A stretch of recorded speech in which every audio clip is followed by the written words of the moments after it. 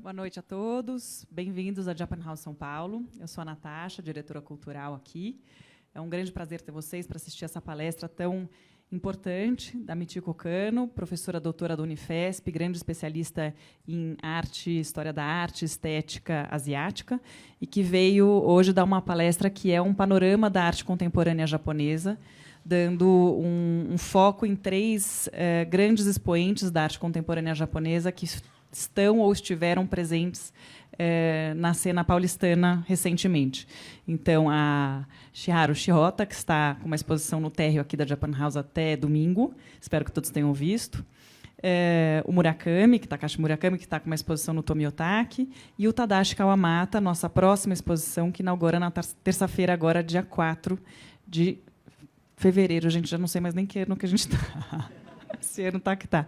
Enfim, então, a gente imaginou que era uma ocasião bem interessante de mostrar, de apresentar esse panorama e, ao mesmo tempo, para que todos tivessem a possibilidade de fato, ver a obra desses artistas, que não é sempre que a gente consegue ver reunidos assim em São Paulo. Então, espero que vocês aproveitem muito, que venham ver o Tadashi Kawamata também. Não posso esquecer de lembrá-los de preencher as pesquisas que estão aí nas cadeiras, por favor, para a gente é super importante, nos ajuda muito.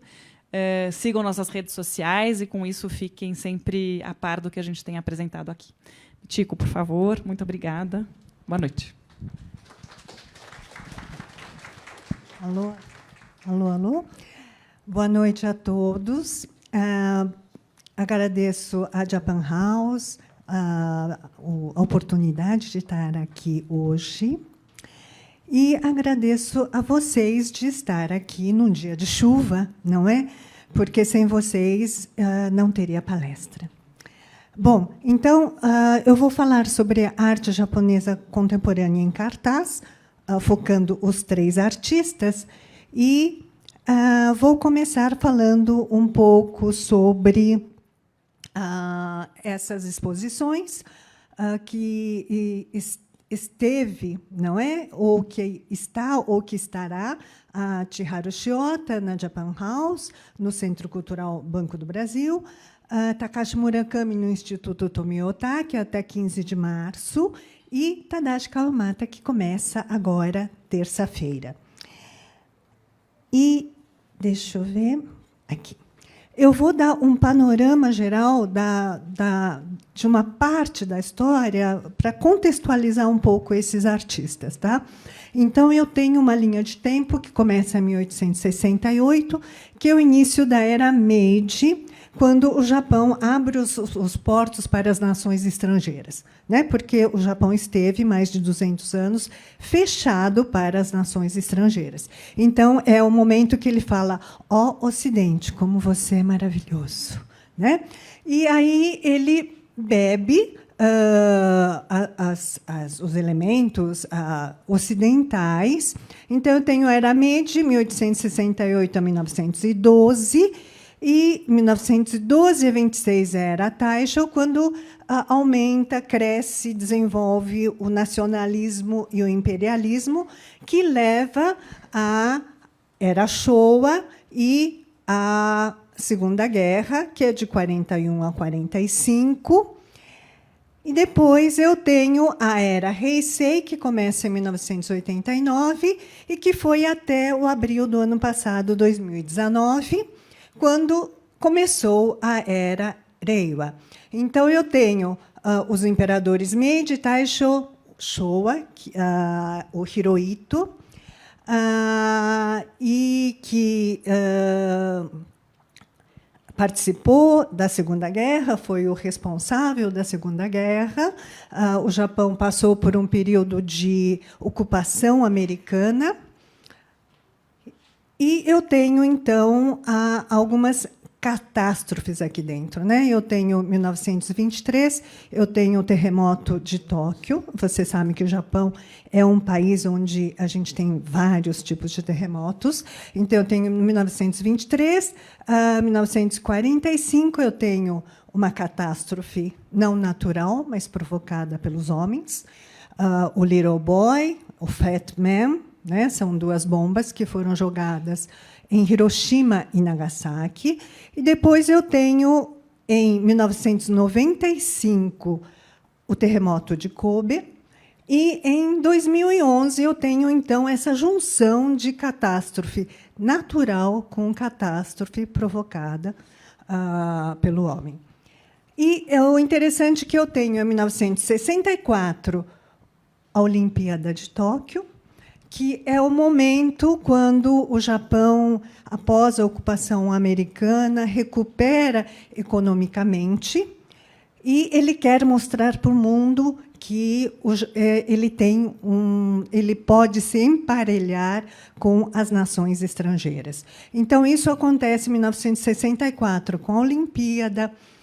É quando eles trazem para o mundo o trem-bala, né? E aí eu tenho, agora, em 2020, a segunda Olimpíada em Tóquio. Né? E eles tentam também mostrar a recuperação que o Japão teve desse desastre do terremoto de Fukushima. E, mais ou menos, a mesma linha do tempo. Eu quero começar falando um pouco aqui do encontro dos ocidentais com os japoneses. Acontece em 1543, com a vinda dos jesuítas portugueses no Japão, né? Então, vocês sabem que o tempurá, por exemplo, que vocês conhecem, eles vêm dos portugueses, é dessa época. Aí a gente tem a Era Edo, que começa de 1603, 1868, quando o Japão fecha as portas para as nações estrangeiras, certo? Porque eles ouviram dizer dos holandeses que os portugueses eles catequizavam e depois colonizavam. Então, vamos expulsar os portugueses e vamos fechar os portos. Mas ele deixa uma pequena ilha em Dejima, no sul do Japão, para os holandeses. E os holandeses, então, eles ficam apenas na ilha de Dejima, mas eles têm sempre há uma brecha e há algumas coisas que influenciam os japoneses. Por exemplo, apesar desse fechamento, a gente tem essa onda de Kanagawa, que é do Hokusai, é uma xilogravura ukiyo-e, né, que eu acho que a maioria já viu, pelo menos uma vez. Essa onda de Kanagawa é a xilogravura ukiyo-e que tanto influenciou os ocidentais e, principalmente, os artistas impressionistas, Van Gogh, Monet, Renoir, Lautrec, etc., etc. E por que essa gravura é tão querida pelos ocidentais? Porque existe uma técnica ocidental aí, que é o uso da luz e sombra, que é uma coisa que não é característica japonesa, que é algo que eles beberam dos holandeses, e ele já, nessa era Edo, ele consegue incluir essa técnica na xilogravura japonesa. Por isso que agrada também ao olhar ocidental. Bom, então, eu tenho depois a Era Meiji, de 1868 a 1912, quando os japoneses começam a se vestir de um modo ocidental, como a gente se veste, não é? É quando há uma troca de costumes, hábitos, logicamente gradativa. Na Era Taisho, por exemplo, de 1912 a 26, a gente tem uma mulher de kimono andando lado a lado com uma mulher vestida à moda ocidental. E depois eu tenho a guerra, a ocupação americana, os soldados americanos com as acompanhantes japonesas. E a gente tem, de 1960 a 70, o que a gente chama de milagre econômico. É quando o Japão começa a se desenvolver economicamente, muito por causa da guerra da Coreia. Mas, em 1970, a gente tem a Expo 70, que é justamente essa... Será que tem um pointer aqui?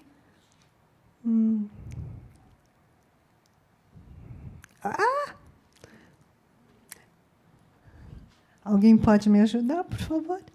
E eu tenho o Milagre Econômico Japonês, de 60 a 70, não é? Mas, depois disso, eu tenho uma bolha financeira e imobiliária, e eu tenho o 1990 sendo chamada de década perdida.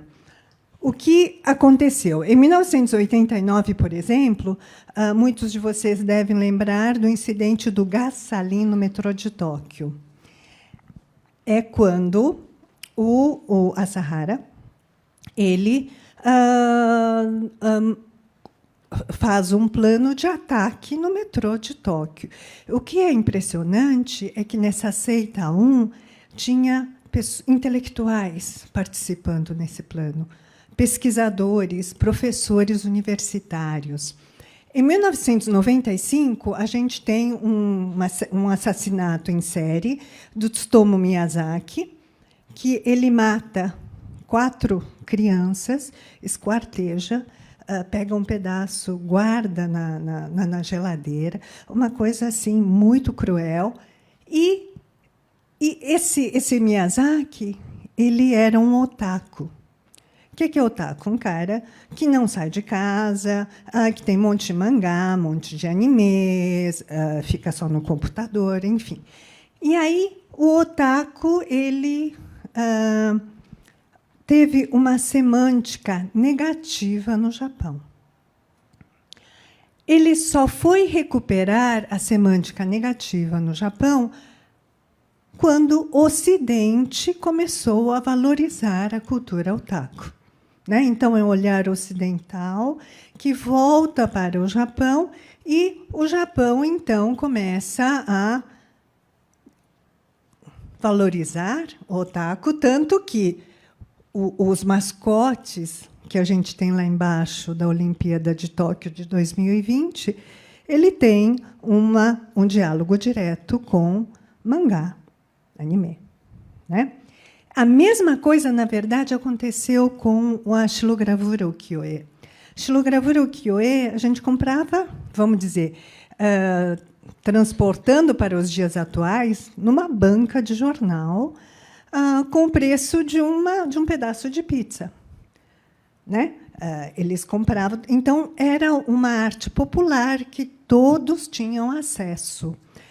E, no entanto, isso foi para o Ocidente, os artistas impressionistas adoraram, e aí a xilogravura, agora, hoje em dia, tem um valor altíssimo.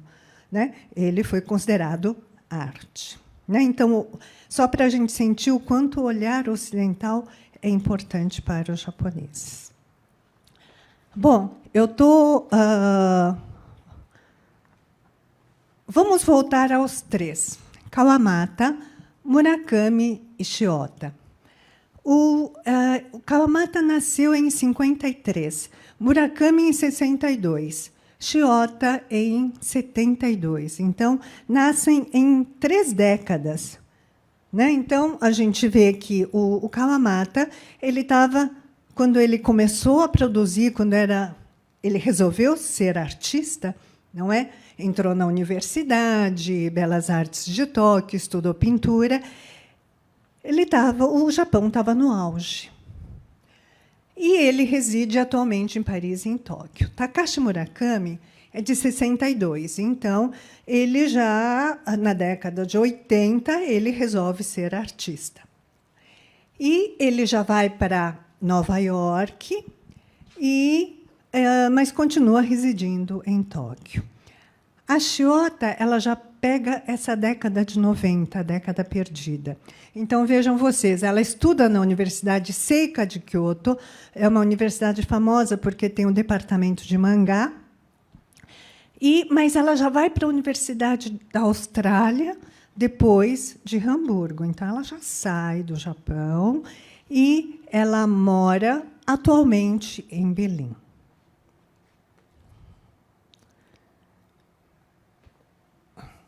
Bom, eu tenho... Será que eu pulei uma? Carreiras. Bom, o Kawamata ele foi curador e professor, diretor da Yokohama Trienal em 2005 e professor em Tóquio, em Paris. O Murakami, ele é um cara multifacetado. Ele foi colecionador, ele é colecionador, empresário, curador, professor. Então, ele é fundador, presidente do Kaikai Kiki no Japão, Nova York e Los Angeles.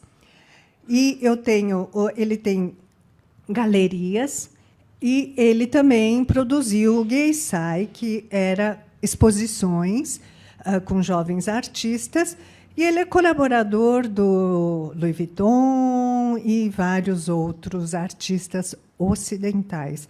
Ele é um tipo do cara que fala, bom, se você quiser fazer sucesso, não fica no Japão, vai lá no exterior, vai para o Ocidente, porque olhar ocidental é importante para o artista.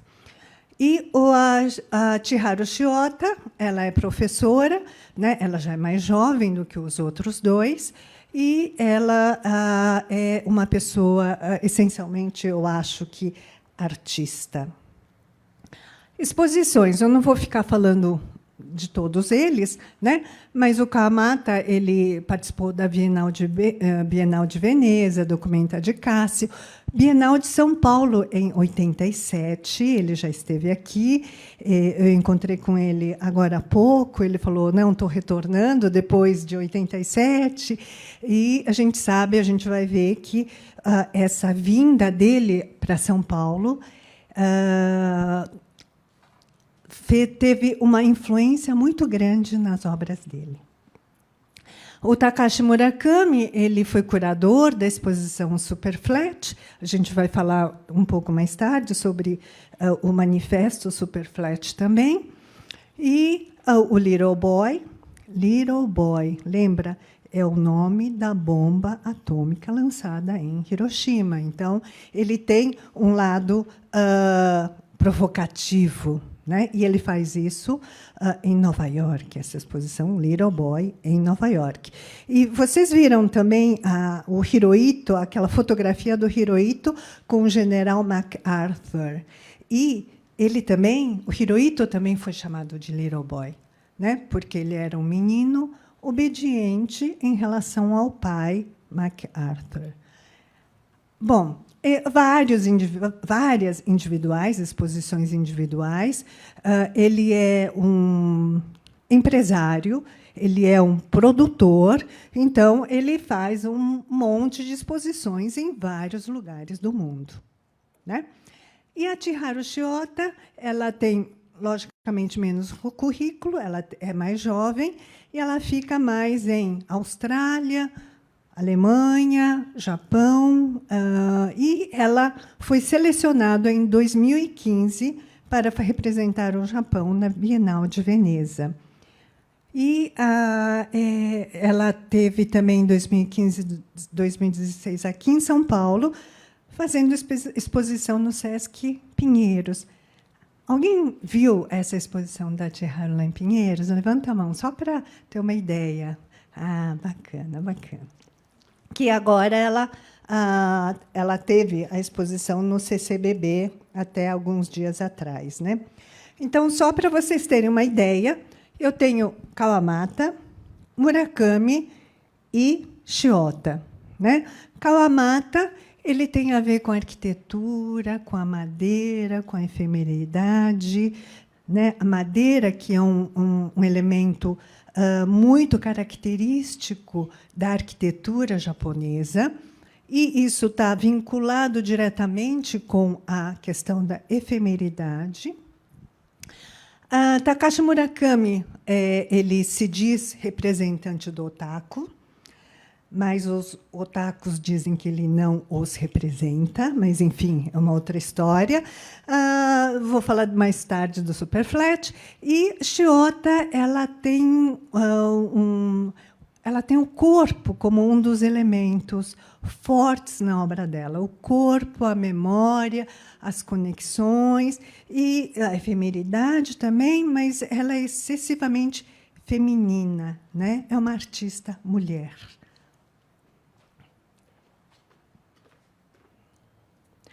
Bom, então eu vou começar pela Chiharu Shiota.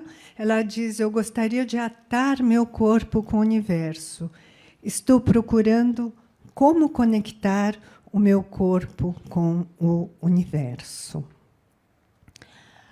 Ela queria estudar com a Madalena Abakanovic. E, por um erro na ficha de inscrição, entenderam que era com a Marina Abramovic. E ela foi estudar com a Marina Abramovic. Bom, se o elemento principal da obra dela é o corpo, eu acho que, de certa maneira, as duas artistas trabalham com o corpo, não? E ela também foi estudar com a Rebecca Horn, que também tem a questão do corpo nas obras dela. Essas são as primeiras obras da Chiharu. Quando ela estudava lá na Austrália, o primeiro se chama Becoming Paint, tornando-se pintura, né? Então, ela pinta o corpo, ela se torna parte da pintura. A segunda obra, Acumulação, ela já começa a trabalhar com esses fios que vocês já viram lá embaixo. Eu acho que esse fio, a questão de tear, é uma coisa muito feminina, né? Se a gente lembrar que a deusa Amaterasu, a deusa do sol do Japão, ela tecia, né? Quando o Susano, o irmão, joga uma cabra morta, enfim, existe na mitologia japonesa também a presença do tear, né, do tecer. E, em 95, eu tenho uma obra no Japão, em Kyoto, Minha Existência como Extensão Física. Dá para vocês verem aqui, tem um fio aqui, e que tem alguma coisa pendurada. Essa coisa pendurada é o cordão umbilical dela. E aqui embaixo estão as cinzas. Então, só para a gente ver que essa questão de vida e morte, né? Porque vocês sabem que a cinza é muito simbólica para os japoneses, porque os corpos são cremados, né? E ela tem essa relação de vida e morte já em 95. O que é interessante é que essas obras iniciais parece que elas são relidas, reinterpretadas em todas as obras que ela faz. E o início está aqui. Então, eu tenho o Retorno à Consciência, em que eu tenho esses entrelaçados, que, muitas vezes, esse entrelaçamento é conectado com uma outra artista ocidental, Eva Hesse. E ela diz, eu acho interessante, entrelaçar significa pintar no ar. Né? Então, ela pinta no ar. E que é como se esse entrelaçar é como se fosse um sistema de memórias, conexões, estabelecimento de conexões. E aqui, muito corpo presente, né? Try and go home, tente e vá para casa. Ela é de 97, ela fica de jejum por 4 dias, e depois ela faz essa performance na Terra. E também a Ana Mendieta, é uma artista cubana, é uma artista que faz diálogo, e ela própria diz que ela admira as obras da Ana Mendieta. Aqui eu tenho Bathroom, 1999, Terra. Né? Então, a Terra é algo muito presente. Então, ela diz que tenta, por mais que a gente tenta se limpar, a gente não consegue tirar as memórias do nosso corpo. Tá reverberando, é isso? Bateria, tá. Vocês estão me ouvindo? Ok? Tá. Então, eu tenho aqui o vestido. Né? Vocês viram o vestido lá embaixo. E ela já começa, em 1999, a trabalhar com o vestido, e ela chama o vestido como segunda pele. E que a roupa acumula nossos sentimentos e memórias. Eu fiquei um pouco com medo. Eu falei, nossa, vocês sabem que os japoneses, depois que a pessoa morre, a gente dá algumas coisas de uso pessoal para as pessoas mais próximas, né? E, às vezes, é roupa. Então, se a roupa tem memória, nossa, meu Deus, é algo que me deixou assim encafifada. Bom, enfim. E ela diz: a roupa permite expressar-nos para além da nacionalidade e cor da pele. Isso nos traz a questão de identidade. Como? A roupa permite expressar-nos para além da nacionalidade e cor da pele. Quer dizer, ela está muito preocupada com a questão da nacionalidade e cor da pele, às vezes incomodada, né? Então, eu tenho aqui o vestido, mas é muito coerente, quer dizer, é vestido com terra, sujada de terra. E aí, aqui já é memória da pele. E só para vocês terem uma ideia, que tem várias versões, né, de 1999, 2011. Aqui ela já mistura o vestido com os entrelaçados. Eu tenho aqui os entrelaçados novamente, during sleep, durante o sono, onde ela pega as camas dos hospitais.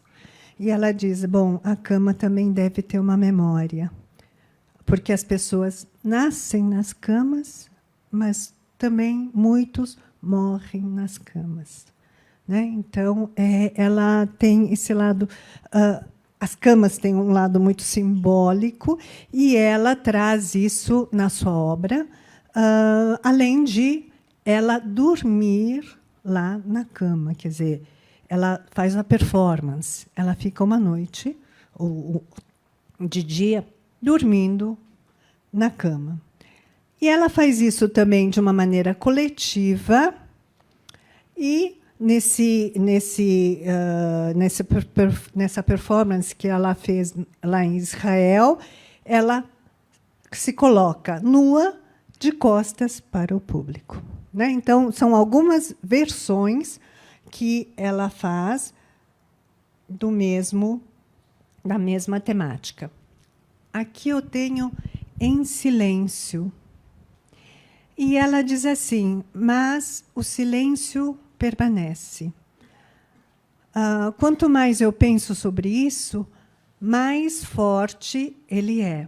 O piano perde o som, o pintor não pinta mais, o músico cessa de fazer música.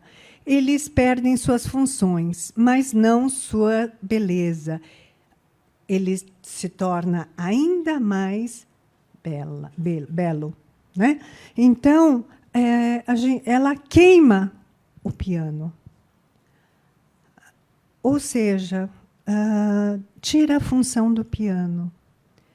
A gente tem uma ideia muito preconcebida das coisas. Quando a gente vai olhar, a gente, na verdade, não vê. A gente pensa que vê. Se a gente realmente for ver, a gente vai descobrir várias coisas. Porque a gente tem uma certa preconcepção das coisas, e isso é o que ela quer quebrar, né?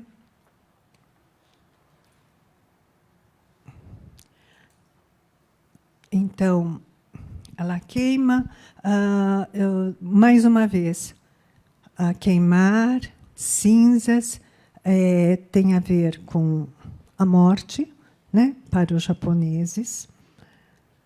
E isso ela repete lá, com os entrelaçados e também com as cadeiras. Ele chama de waiting, esperando, né? Então, as cadeiras, que, na verdade, têm uma função de sentar, a gente nem olha as cadeiras. Se eu perguntar para vocês que tipo de cadeiras vocês estão sentados, talvez vocês nem saibam, né? Porque a gente não vê, mas a gente pensa apenas na funcionalidade das coisas. Essa é uma outra versão, também com a cadeira, his chair, a cadeira dele, e uma sala de memórias, onde ela pega emoldurados de vidros, janelas, enfim, e faz essa construção. E aqui eu tenho, para quem foi para a exposição no Sesc Pompeia, vocês devem lembrar que existia algo parecido. Ela recolhe os sapatos locais.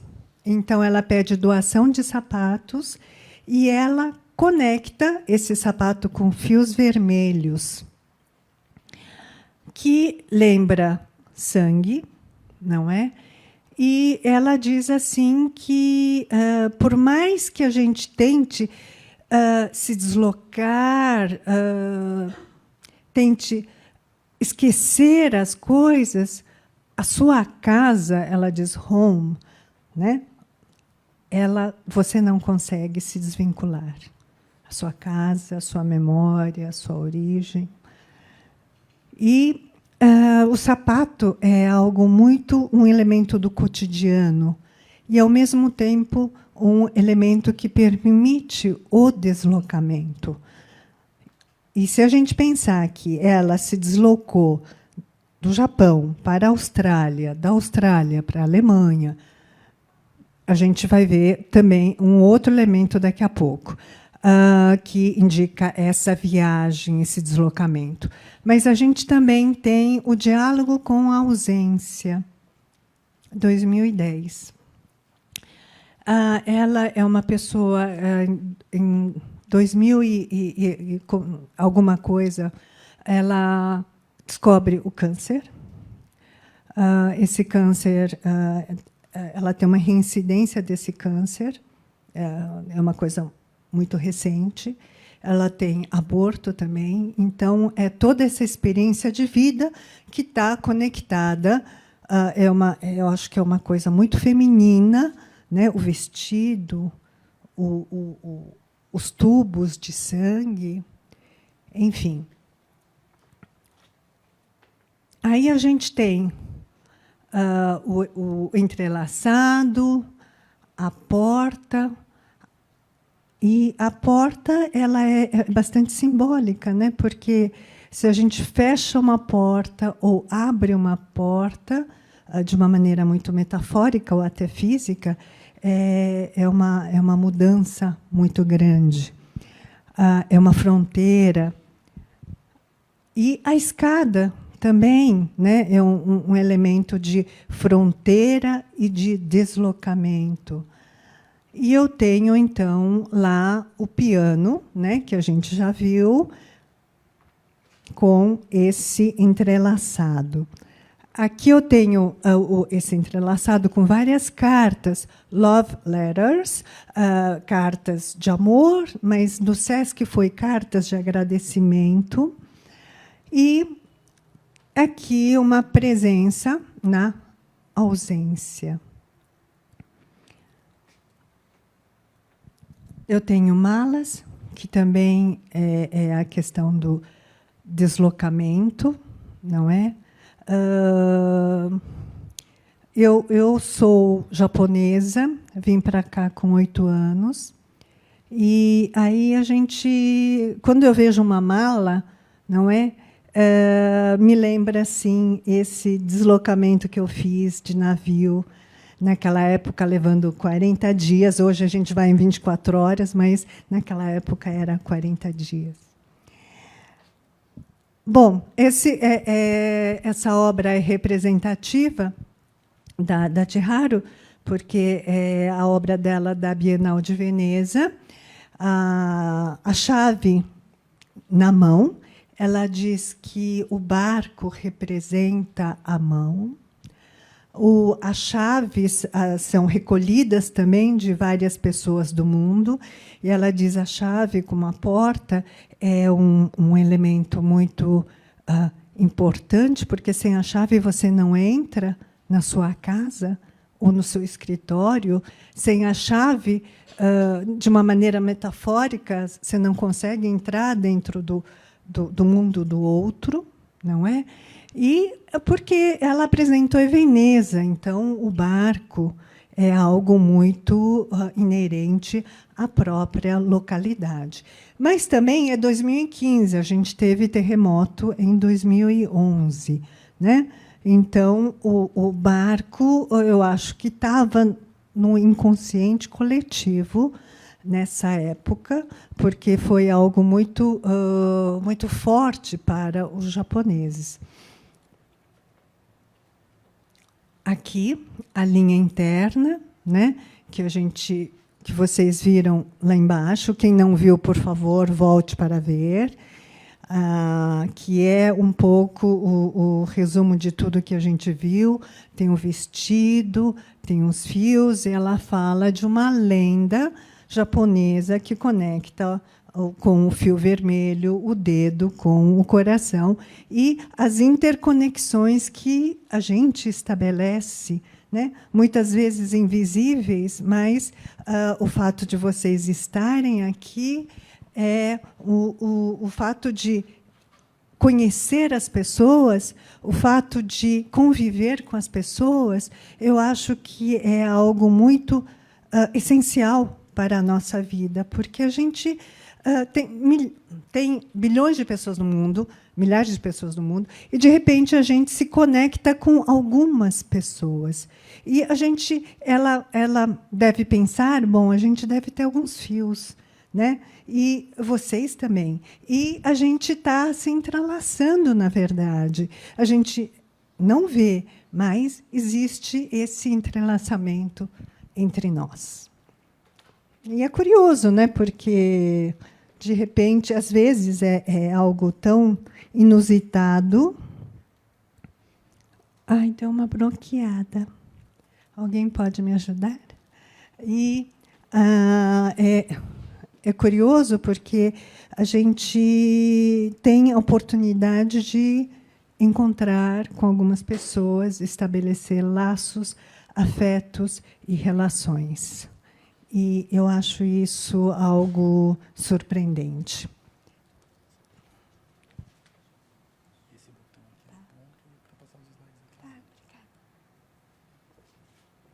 Bom, agora eu sou mais tecnológica.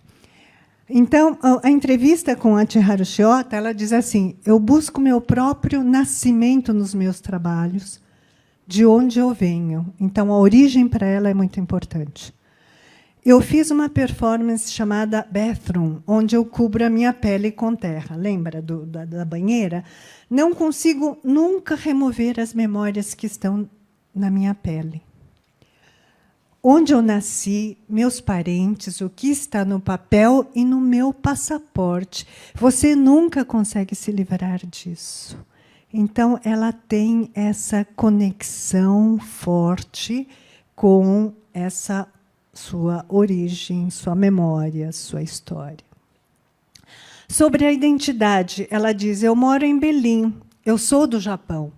Eu mudei de casa 9 vezes, essa é minha vida. Mas eu vejo que a minha nacionalidade tem um papel fundamental no meu trabalho aqui. Sim, eu sou do Japão, mas eu não preciso ser colocada nessa caixinha. A minha casa é dentro de mim, uma coisa pessoal. Procurar isso é do que a minha arte trata. Todo mundo vê a cara de japonesa e pensa que a artista japonesa tem que produzir obras que têm a ver com o Japão. Mas e ela se incomoda. Muitos artistas nipo-brasileiros, por exemplo, se incomodam com isso, acredito eu.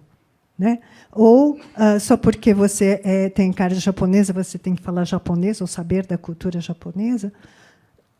eu acho que hoje em dia a gente tem muitos brasileiros, eu tenho muitos orientandos brasileiros muito mais interessados na cultura japonesa, né, do que alguns nipo-brasileiros, do que alguns descendentes japoneses.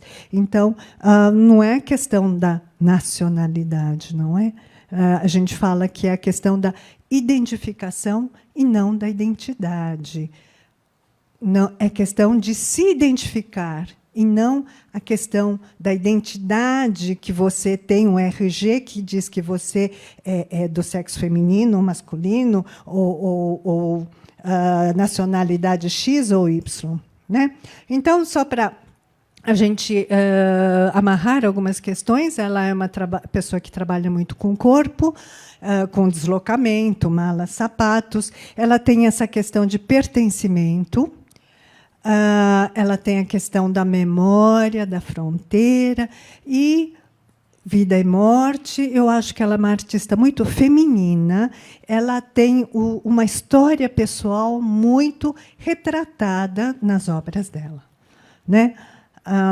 Muito diferente de Takashi Murakami. Né? Eu acho que dá para ver só pela foto, né, que ele é de um outro planeta. Bom, outro planeta eu quero dizer metaforicamente, tá, gente? Olha, ele é um artista multifacetado, como vocês viram. Ele é artista, ele é produtor, ele é colecionador, ele é um monte de coisa. E ele lança o Manifesto Superflat em 2011, junto com a exposição do mesmo nome. O que é Superflat? É super plano, né? Então, uma coisa planificada. Isso tem a ver com a questão da bidimensionalidade da arte japonesa. Então, eu falei, os japoneses não usam, ou tradicionalmente não usam, luz e sombra e nem perspectiva.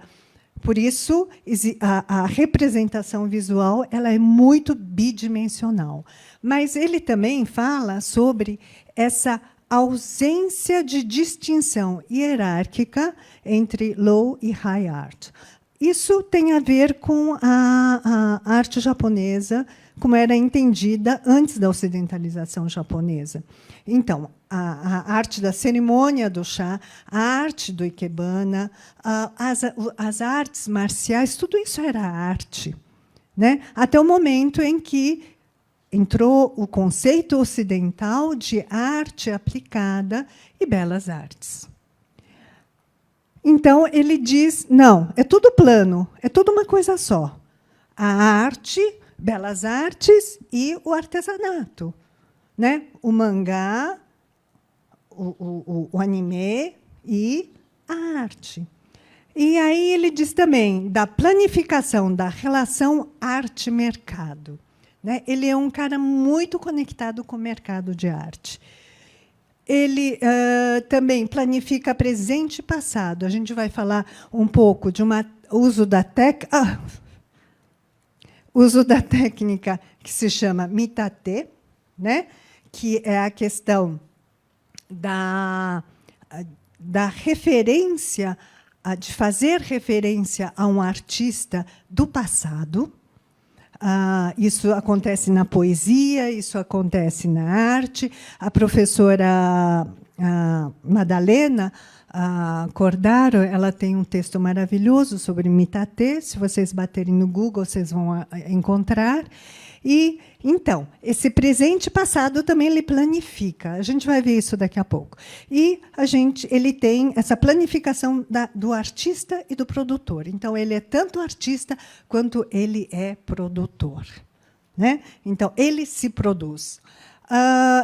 Além de ele ter toda essa planificação, ele faz associação com Louis Vuitton, né? Com os artistas, mas também com um pesquisador chamado Nobuo Tsuji, em que ele lança um livro chamado A Linhagem dos Excêntricos. Então, ele começa a selecionar alguns artistas da era Edo, que ele chama de excêntricos, e o Murakami trabalha com essa técnica do mitate, com essa linhagem dos excêntricos. A gente vai ver daqui a pouco. E ele tem um diálogo com a cultura otaku, né? Anime, mangá, sexualidade e o nonsense. Bom, então vamos lá. Bidimensionalidade, eu acho que fica muito evidente nessas obras. Deixa eu só ver o horário. Nossa!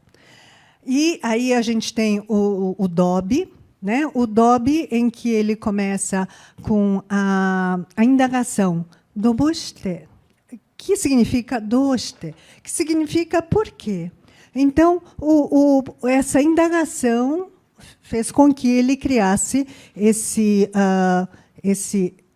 Dobby, que ele diz que se baseou em Mickey, Doraemon, Sonic, Hello Kitty. Quer dizer, ele pesquisou todas essas personagens que faziam sucesso e ele criou esse Dobby, que também ele é representado dessa maneira, ou mais tarde dessa maneira. Mas também ele representa... Ele estudou Nihonga, né? Que é pintura japonesa, pintura tradicional japonesa. Mas também ele, então, tem algumas técnicas, né, da pintura tradicional japonesa, coloca o Dobby, e não sei se dá para vocês verem que isso aqui é inspirado na onda de Kanagawa do Hokusai, que a gente viu lá no começo. Bom, não é preciso dizer que existe um diálogo com Andy Warhol, e a gente tem algumas temáticas, né? O olho, o cogumelo, o crânio. Quem daqui já foi para ver a exposição no Instituto Tomiotaki? Muita gente, muita gente. E aí eu tenho o Kaikai Kiki, lógico, criou o Dobby, vai criar o Kaikai Kiki também, né? E aí muitos e muitos Kaikais e Kikis, ele faz animes de Kaikai Kiki também, né? Um artista multifacetado. E aqui eu tenho as esculturas. O Hiropon, de 97, My Lonesome Cowboy, de 98. Hiropon era um tipo de droga utilizado antes do Japão ter maconha, etc. Tinha o Hiropon, né? E aí você tem uma menina com um busto avantajado, como nenhuma japonesa tem, pernas compridas, como nenhuma japonesa tem, né? E jorrando leite, ela pulando corda com esse leite, né? E do outro lado, um menino, também com uma perna compridíssima, e jorrando esperma que vira uma flecha. Né? Então,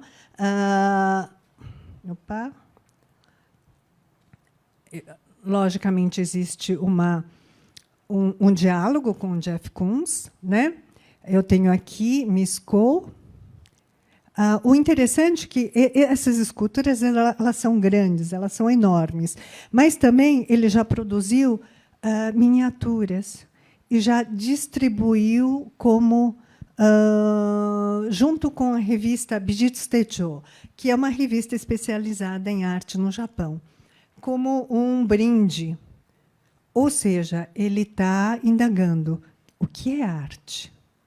Qual a diferença entre um brinde e qual a diferença entre essa escultura, né? Ele também já se apresentou em Versalhes em 2010, muitas críticas, né? Dizendo que não tinha nada a ver um busto de um imperador lá e com o Kiki, né?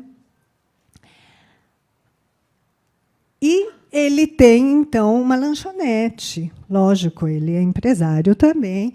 E lá ele vai ter o café com leite, com florzinha, hambúrguer com florzinha, etc., etc., etc.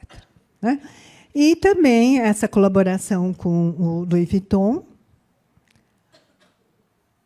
E também com várias outras marcas, camisetas. Mentos, não sei se alguém já tem, o Mentos é uma coisa que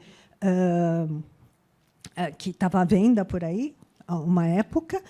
Você tem a Uniqlo, né, com o Doraemon, Vans.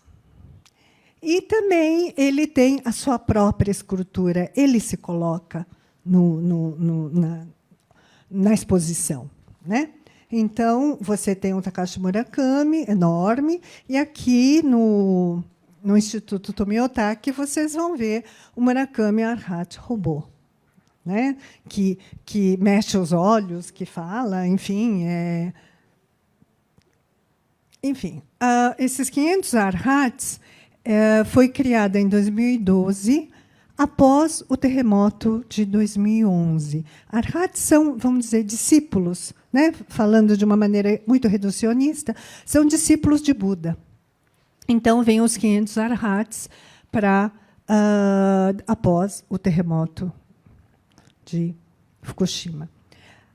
Bom, eu tenho essa obra, quando eu falei do mitate, essa técnica que você faz referência ao passado, fazendo uma reinterpretação, eu tenho aqui uma obra do Soga Shohaku, né? Shohaku Soga. Para mim é muito difícil inverter, né? Nome e sobrenome.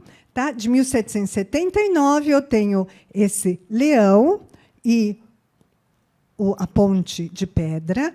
E aqui eu tenho uma ponte de caveira com o leão, com um colorido completamente diferente, mas ele faz essa referência direta.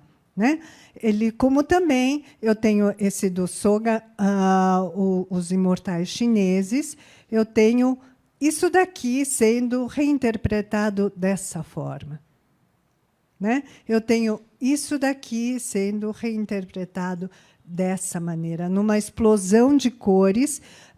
Ele tem uma técnica de utilização de cores, geralmente feito em silkscreen, e ele passa um verniz em cima, lixa, passa verniz, enfim, e o número de cores que ele usa é impressionante. Agora, dá para vocês perceberem que também existe esse reticulado, e que esse reticulado ele pega da obra do Ito Jakuchu, outro excêntrico, né, que foi levantado por Tsuji Nobuo, em que você vai ver se a gente pegar e ampliar isso, a gente vai ver isso daqui. E isso ele representa aqui de uma outra maneira. Então, são referências desses artistas que ele vai desenvolvendo de outras maneiras. Bom, deixa eu ver quanto tempo eu tenho mais.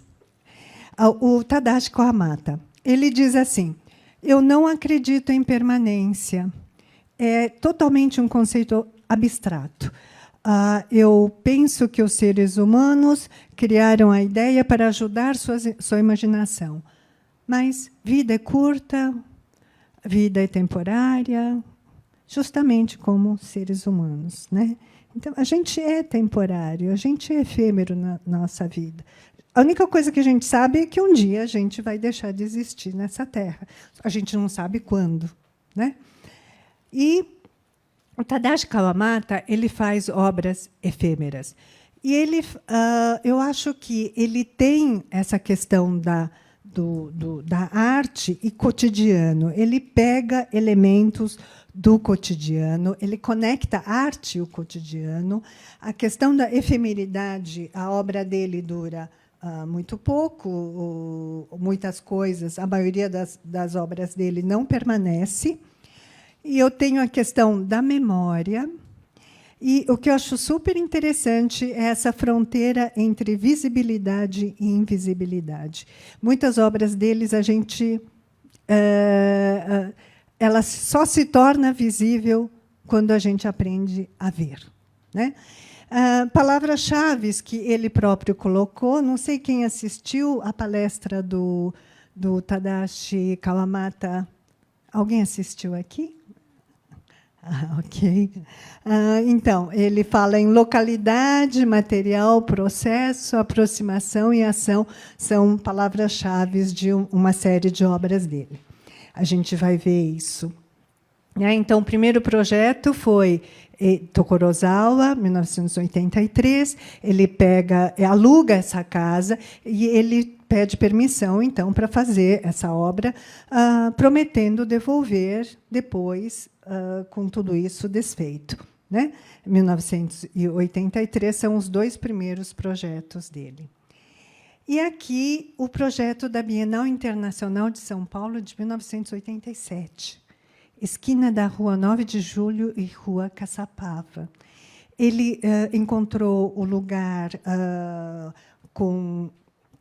em demolição, e aí ele falou, não leva o material, eu quero fazer uma obra com esses materiais.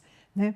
Então, o uso de materiais descartados. Eu acho isso muito interessante, porque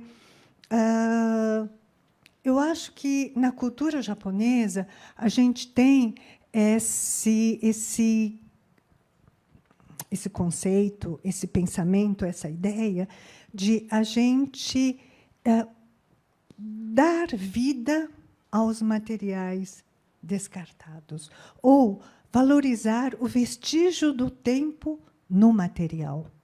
Então, não sei se vocês conhecem uma técnica chamada kintsugi, que é quando a gente quebra uma tigela, por exemplo, é o acaso, quebrou. Mas e aí? A gente vai colar, mas a gente vai colocar o ouro na cola. Então, ele vai se reconstituir e ele vai ter um outro design, mas também tão ou mais bonito do que era antigamente. Né? A gente dá muito valor às coisas descartadas, tradicionalmente, apesar de que o Japão contemporâneo descarta muita coisa. Né? Então, ele diz que isso aqui é como uma serpente que engole o seu próprio rabo. Né? Uso de estruturas abandonadas. Isso é uma igreja destruída pela Segunda Guerra Mundial. Então, ele tenta reconstruir uma memória da igreja em Kassel e ele dá vida a alguma coisa abandonada. Isso eu acho lindo, né? Como também, numa das pesquisas que eu faço, eu tenho uma pessoa que se chama Kenji Shokawa. Ele é um artista nipo brasileiro que mora em Los Angeles. E ele vai catando os elementos da natureza descartados, e ele vai dando vida a esses elementos descartados, jogados no lixo. Né?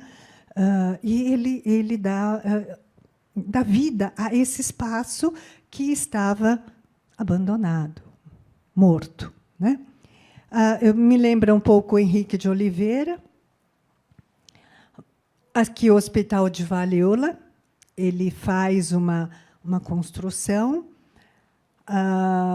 nessa ilha onde tem esse Hospital de Varíola.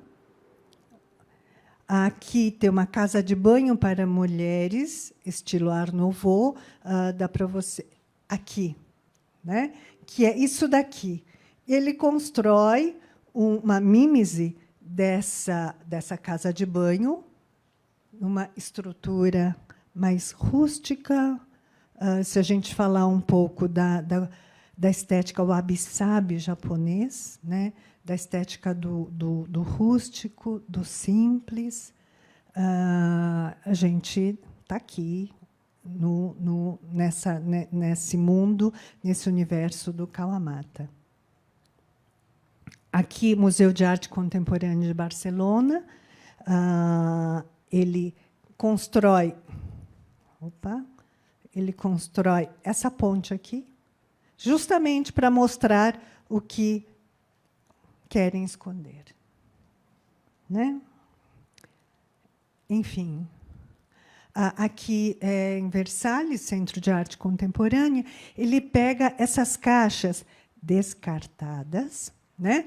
Essas caixas de verduras, frutas descartadas no mercado, e aí ele faz essa obra de arte. Quer dizer, ele dá vida a coisas que eram para ser jogadas fora. Eu tenho aqui um outro projeto na Suíça, em que ele diz que era tipo de barragens que os castores eles faziam, e ele aproveitou essa ideia e ele fez essa obra de campo, que ele faz essas casinhas, né? Imagine lá em cima, talvez em Madison Square Park, em Nova York, desculpa, no Madison Square Park, talvez, se você passar aqui, você nem enxergue isso, né? Quando a gente passa, a gente não vê, né? Se eu pedir para vocês falarem sobre quais eram as cores das casas que você passou, de quando você saiu até vir para cá, ou me descreva as casas, me descreva a paisagem. Talvez é algo que a gente está tão naturalizado que a gente não enxerga. E isso a gente tem aqui, né? Aqui vocês sabem onde é? Pompidou, né? Pompidou, e ele coloca uma coisinha assim. Aqui é Praça Vendôme, né? Onde tem as joalherias, as lojas chiques em Paris, e ele faz uma coisa assim que parece que não se destaca, né?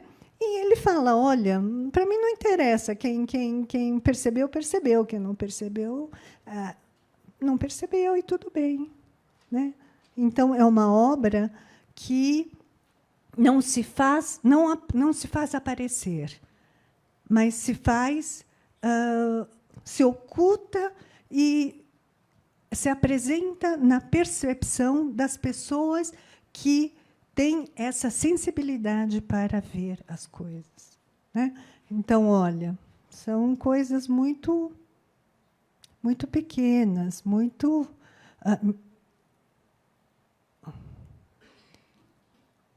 que se confunde com a própria construção. E o projeto Favela, ele diz: olha, eu vim para cá, em São Paulo, eu queria ir ver favela, falei com o pessoal da Fundação Japão, o pessoal da Fundação Japão me forneceu uma pessoa que me levou para uma favela, ele ficou fascinado com a favela, né? E aí ele faz vários projetos favela em Houston, na Bélgica. E aqui please take a seat, por favor, sente-se, né? Em Abu Dhabi, ele faz uma construção uma montagem de cadeiras, né?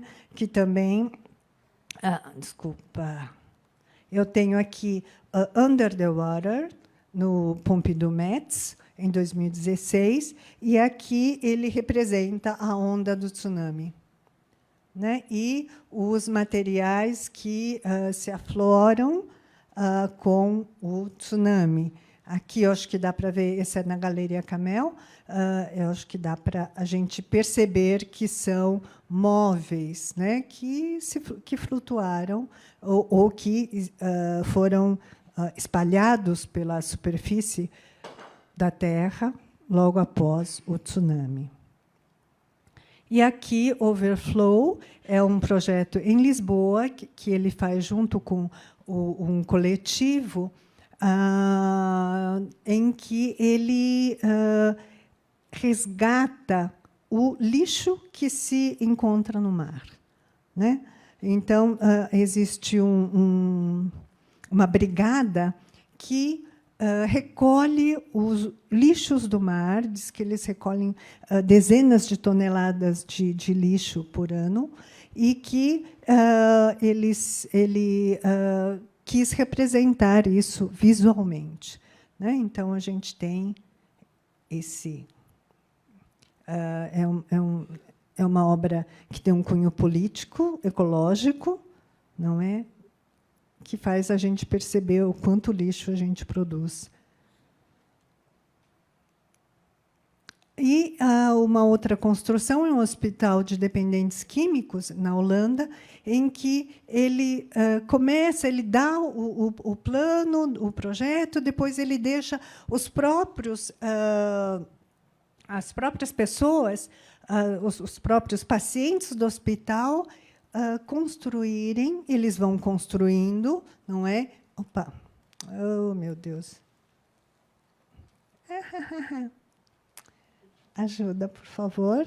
E aí eu tenho, para a gente entender o quanto o processo é importante também na obra do Kawamata, né? E eu vou partir para alguns diálogos, possíveis diálogos entre os três, não é? Um deles é a questão do tsunami, né? Eu acho que vocês puderam perceber algumas coisas. O Murakami com os 500 arhats, o Kawamata com essa obra Under the Sea, debaixo do mar, não é? Essas obras. O próximo. Obrigada, já deu. Pode deixar, pode deixar. Possíveis diálogos. Então, apagamento de fronteiras. Eu acho que, na minha opinião, a Chihiro ela tem um apagamento de fronteira entre a arte e a vida. A vida dela, a experiência dela está lá representada nas suas obras. O Murakami, com o Superflat, então ele apaga a fronteira entre high art, low art, passado e presente, artista e produtor, como nós vimos. Agora, o Kawamata ele apaga a fronteira entre arte, arquitetura, urbanismo, ecologia, história, entre o interno e o externo. Ele trabalha muito nessa fronteira entre o interno e o externo, entre a construção, o dentro e o fora, e também entre a arte, principalmente entre a arte e a arquitetura. Não? Memória. Bom, o Mitate, eu acho que a gente pode dizer que existe uma memória o vestido como segunda pele, a memória das pessoas em sapatos, a memória de um espaço abandonado, a memória de um hospital de varíola, né? As pessoas que estavam com varíola eram mandados para essa ilha.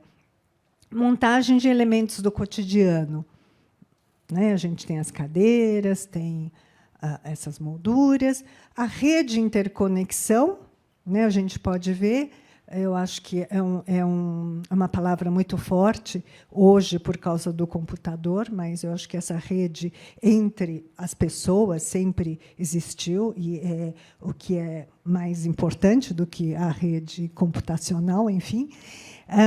Então, eu tenho das obras do Kawamata e as obras da Chihiro. E a catástrofe, né? Eu acho que é algo que pega que todos os artistas, todos os japoneses têm na sua memória essa catástrofe que não foi só natural, mas também provocada pelo ser humano. Obrigada. Eu agradeço, então, a paciência de vocês terem ficado até o final. Pessoal, alô, boa noite, pessoal. Quem tiver alguma pergunta, por gentileza, vou pedir para que levantem a mão e a gente leva o microfone, tá bom?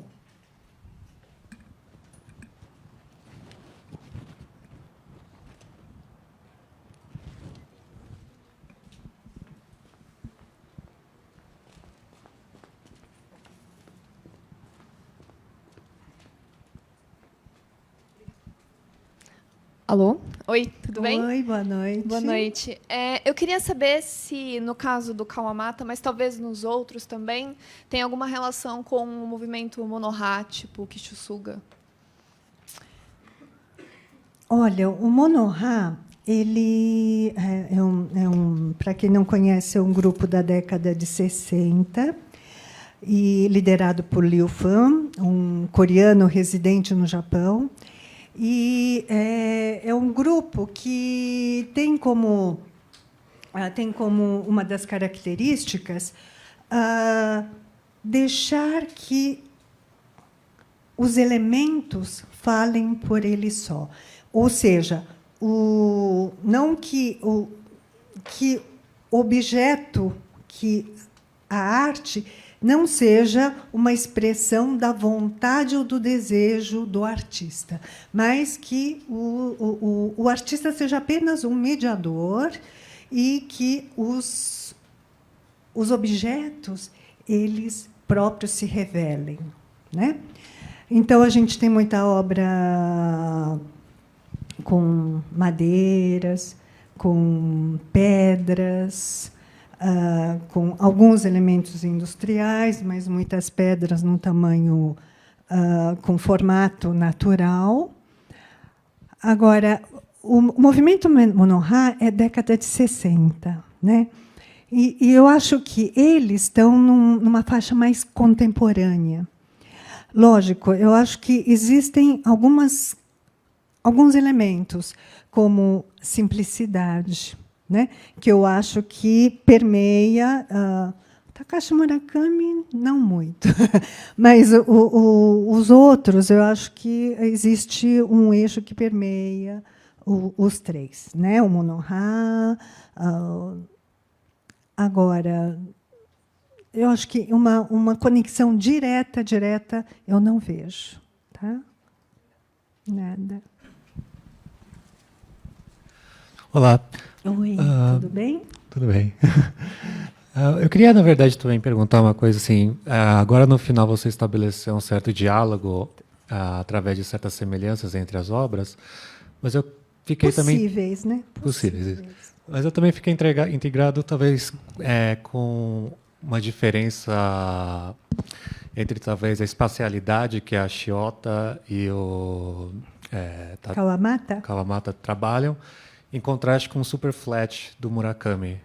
Ou seja, porque eu senti, especialmente na obra dela aqui de baixo, da Linhas Vermelhas, que existe uma certa tridimensionalidade muito interessante que se elabora com o espaço, enquanto que o Murakami ele tem essa questão bem da bidimensionalidade. Sim. E que talvez também tenha alguma certa diálogo com a questão da cultura japonesa, talvez a mais antiga e a mais moderna, né? Sim.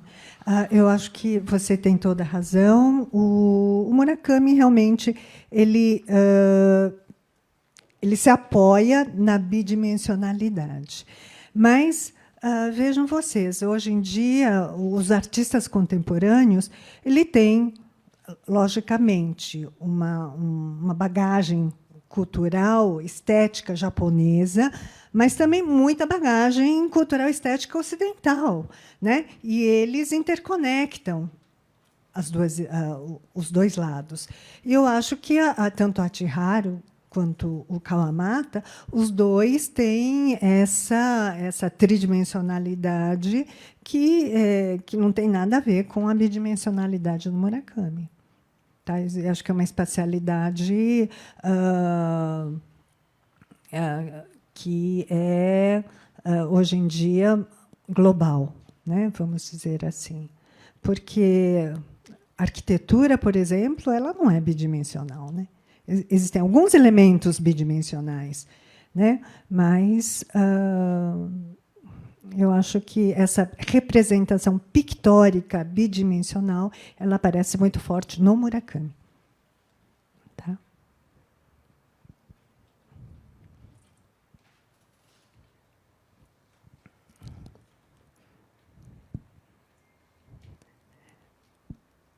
Querem falar alguma coisa? Querem perguntar? Querem... Sim. Eu acho que estão gravando, né? Precisa falar no microfone.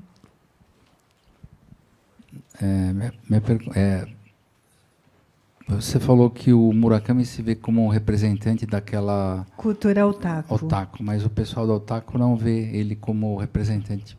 Você podia explicar um pouco melhor? Porque eles pega os elementos do otaku, né, do anime, mangá, e ele faz uma representação visual, ele usa esses elementos nas suas obras. Mas ele não é um otaku. Né? Um otaku nunca não faria o que ele faz. Então, ele diz, os otakus dizem, ele não é um dos nossos, e ele está querendo aproveitar da gente e propagando, né, essa cultura otaku. Eu acho que é um pouco isso.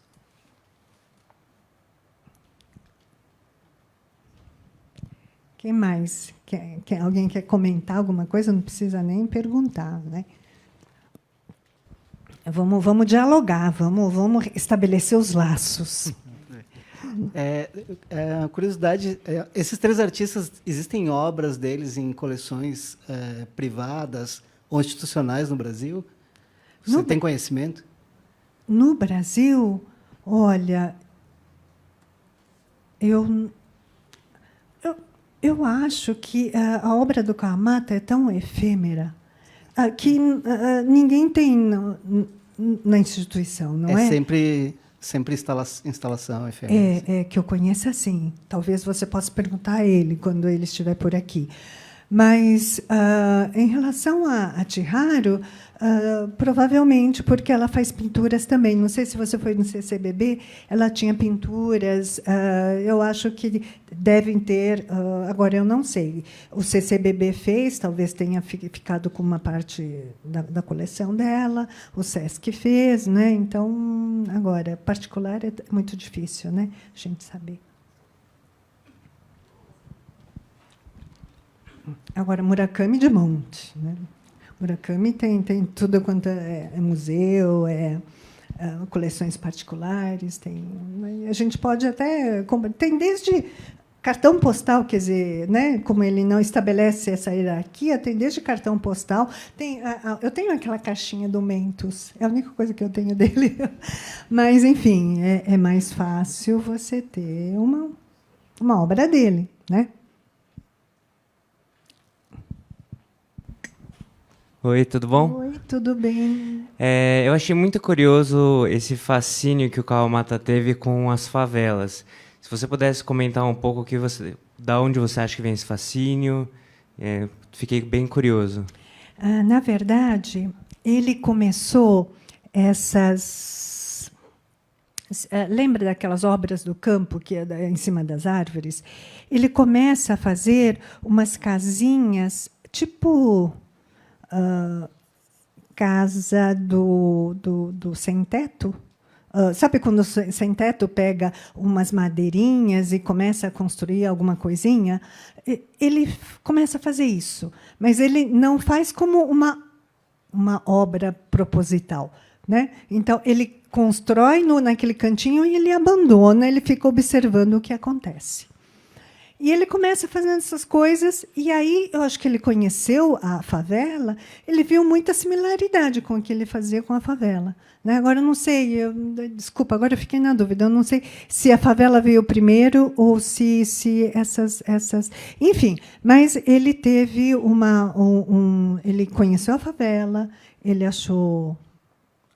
essas obras que estão sempre... Na verdade, favela é uma coisa muito processual. Né? Você constrói uma parte, depois deixa uns ferros para depois você construir lá em cima. Eu acho que o Hélio Oiticica, por exemplo, se a gente falar em artista brasileiro, ele também tem esse diálogo com a favela, né? E eu acho que, para quem não tem esse preconceito com a favela é algo bonito. Sabe? A gente vai com esse preconceito de a gente achar que a favela é uma coisa horrível, que é uma coisa dos pobres. Mas, se a gente for ver, eu acho que a gente pode achar algo estético na favela também. né? Porque é feito com material abandonado.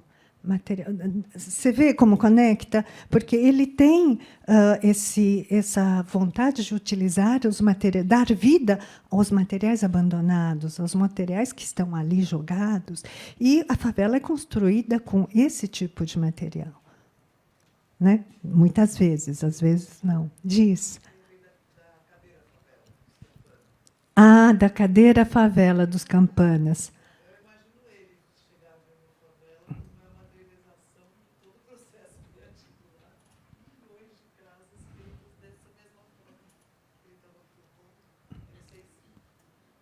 Eu não me lembro o que veio primeiro, mas, enfim, eu acho que conecta com esse uso do material descartado e também com essa... Eu acho interessante essa experiência de ele construir casinhas, né? Casinhas, entre aspas, e depois ele abandonar e depois ficar observando. Às vezes, ele fez isso dentro de uma estação, né? E aí parece que o pessoal...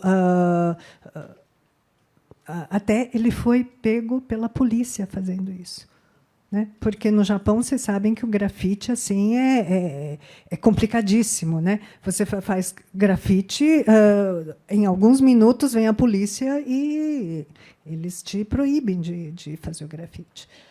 Então imagine fazer isso. Então ele é um artista que provoca alguns tipos de pensamentos. Eu acho que isso a estética japonesa ou a cultura japonesa, ela não é explícita.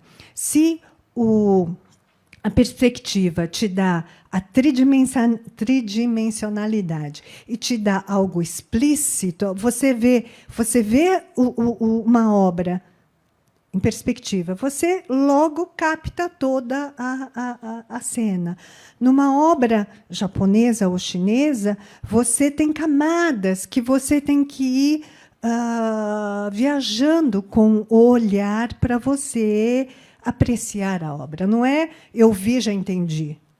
Sabe? Então, exige um certo tempo, existe uma invisibilidade que você precisa penetrar para ter uma visibilidade. Eu acho que isso...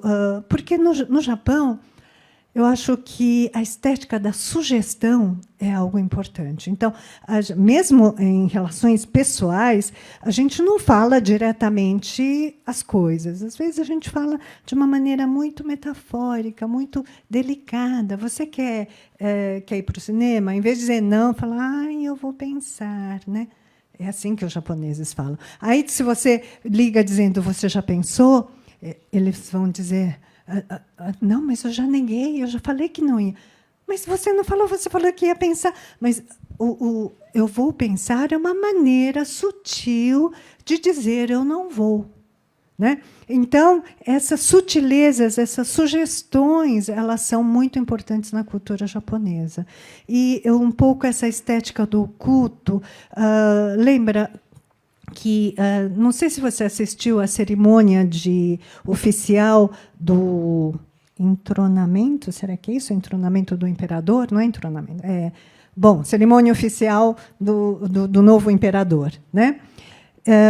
A Masako, a atual imperatriz, ela colocou um kimono que tinha 12 vestes, né? Às vezes não tem 12, mas dizem que é uma veste bem tradicional, em que a mulher, quanto mais coberta, quanto mais oculta, era mais nobre.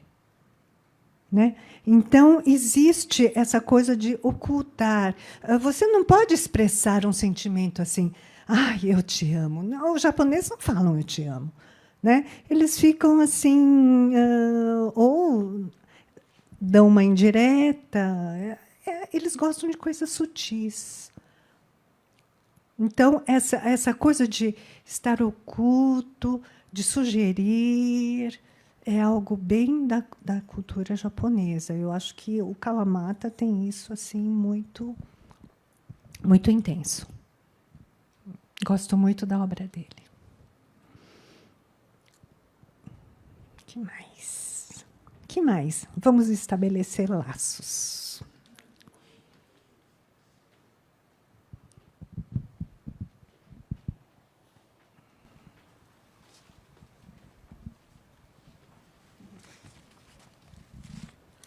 tudo bom? Olá! Olá! Quando você fala do trabalho da Xota, dos barcos com as chaves, com essas ligações, né?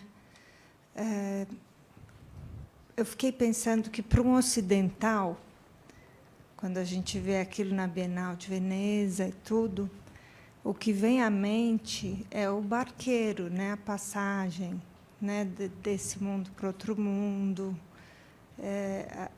a chave de que lugar que seria isso? Você acha que tem alguma relação ou apenas mesmo com isso que você falou? Não, eu acho que tem uma relação também.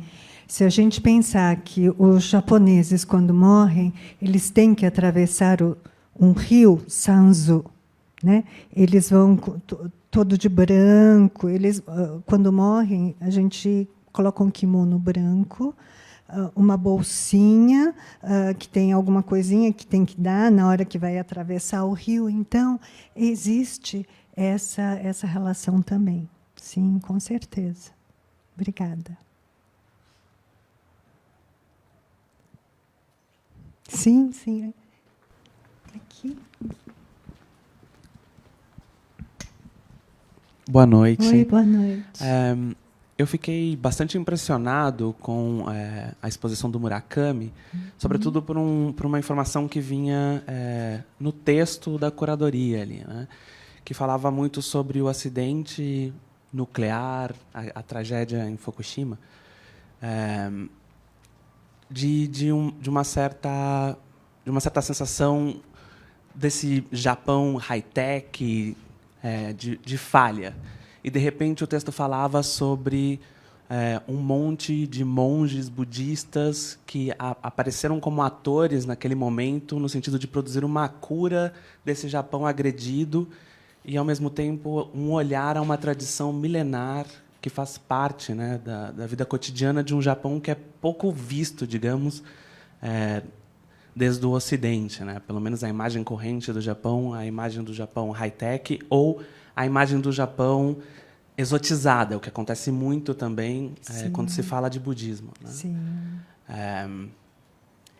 Então você encontra com esses painéis em que proliferam esses monges budistas com diferentes posições de mãos, com diferentes tipos de invocação de animais.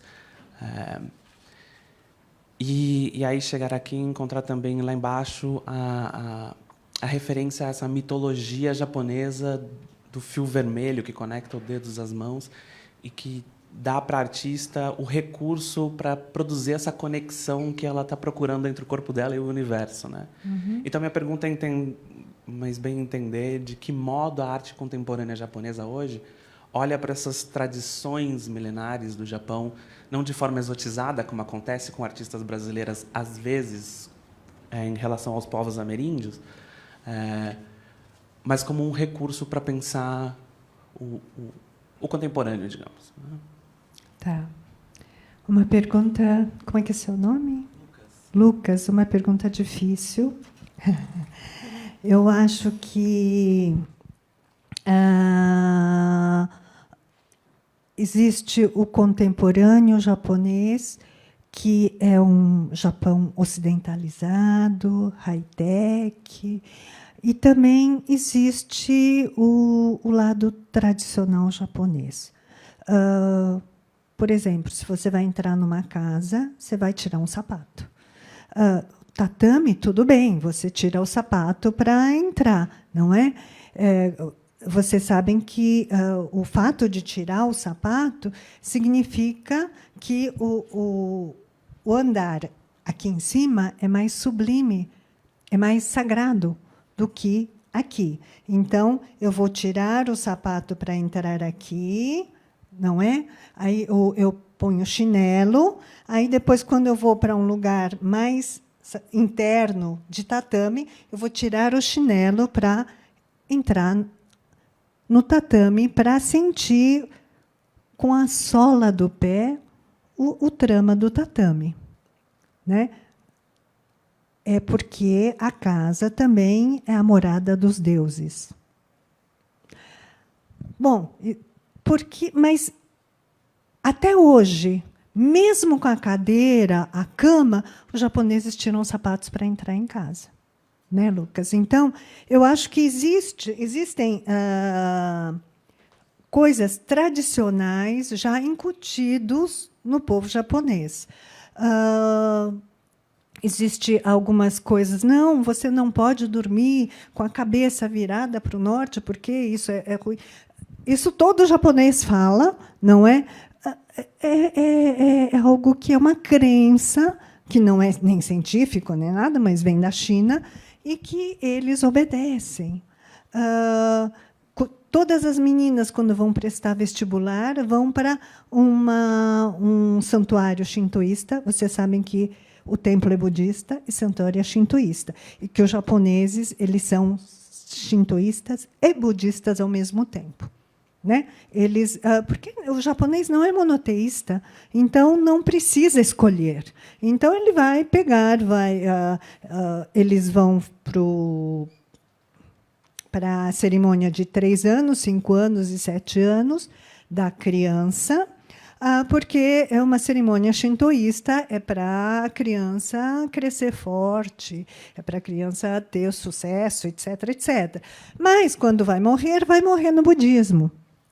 Porque o budismo ele te oferece uma vida além da morte. Não vou morrer no shintoísmo, certo? Então, eu vou abraçar as duas coisas. Bom, eu estava falando que eu vou no santuário shintoísta, todos os estudantes, para pedir para que ajude a passar no vestibular.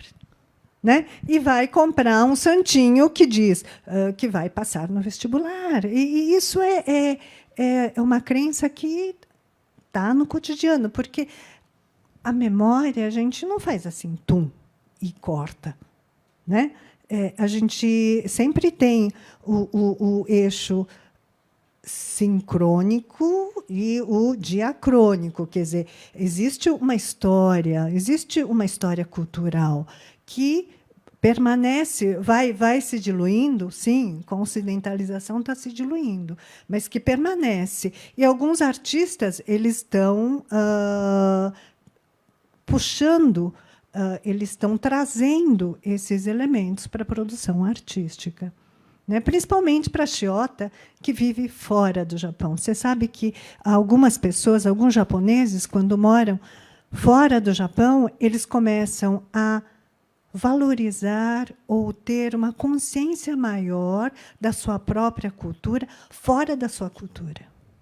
Né? Se você for para outro país e morar em outro país, você vai dizer, nossa, como era bom o Brasil, etc., etc. Você vai valorizar coisas que aqui dentro você está naturalizado e você não valoriza. Então, eu acho que, com a Shiota, ela vai para o exterior e ela tenta resgatar algumas coisas.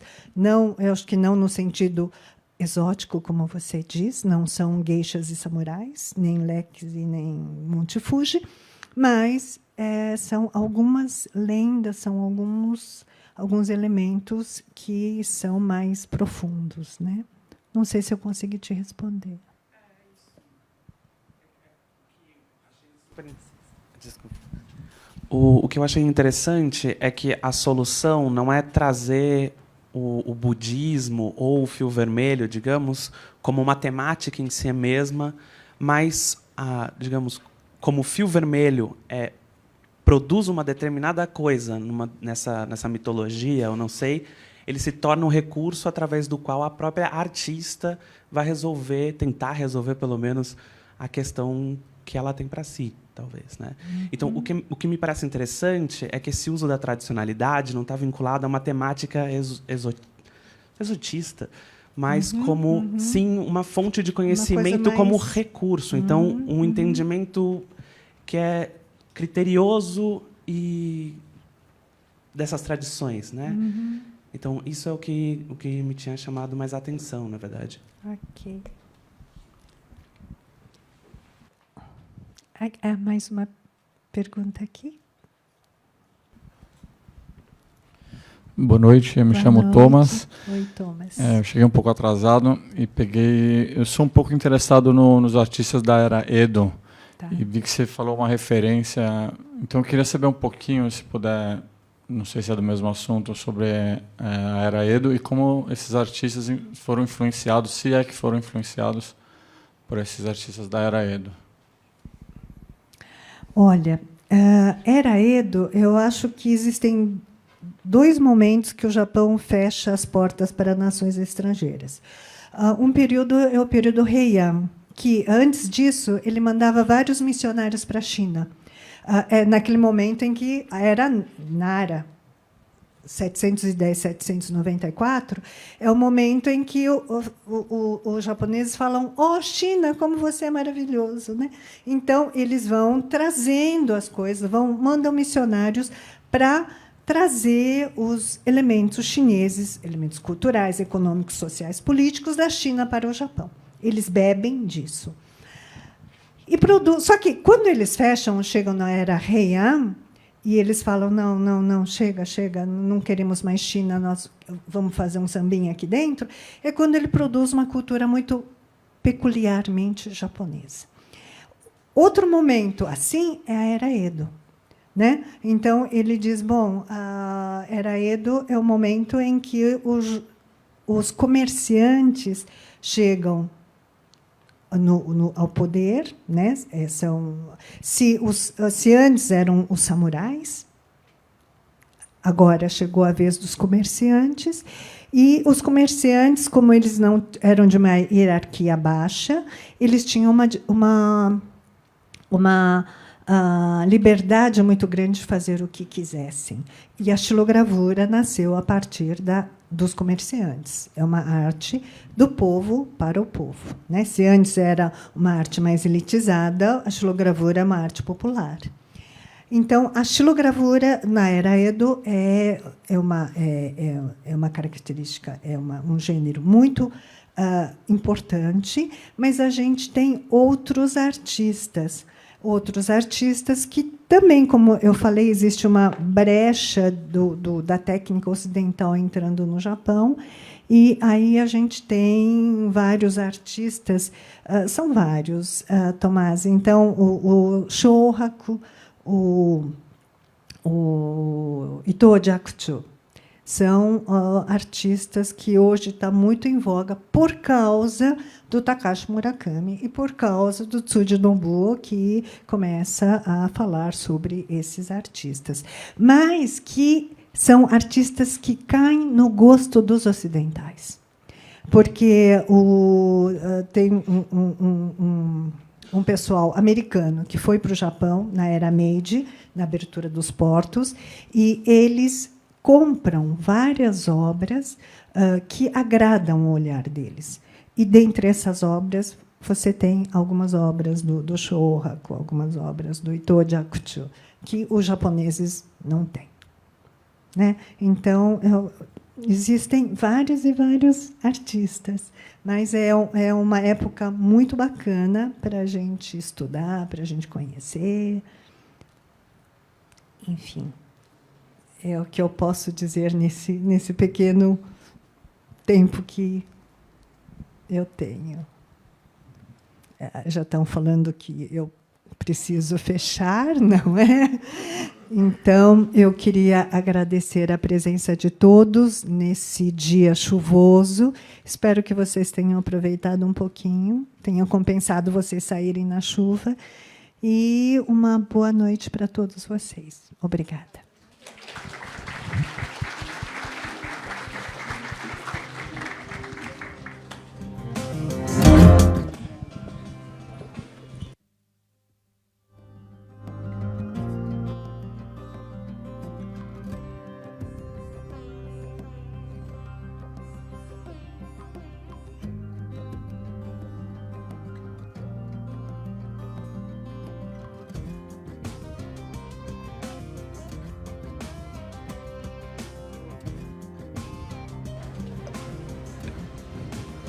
Pessoal,